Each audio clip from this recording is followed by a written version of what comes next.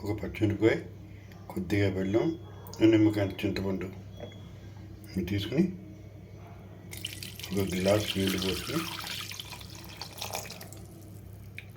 ఉప్పు వేసి చక్కగా కాచాలి.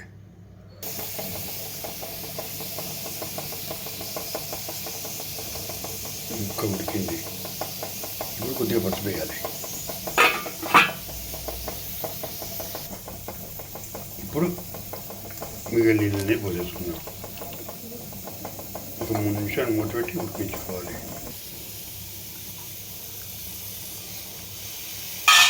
ఇప్పుడు దీంట్లో పోపు పెట్టుకుందాం. మెంతులు, కరివేపాకు, ఒక ఎండుమిరపకాయ. ఇప్పుడు ఇందులో ధనియాలు కూడా వేసుకోవాలి.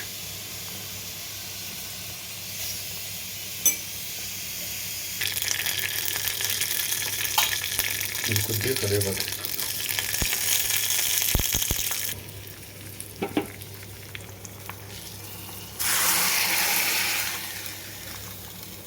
దీంతో చారు సిద్ధమైపోయింది. గిన్నెలోకి తీసుకుని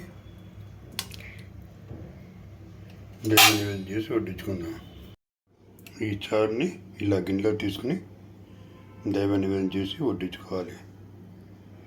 థ్యాంక్ యూ ఫర్ వాచింగ్.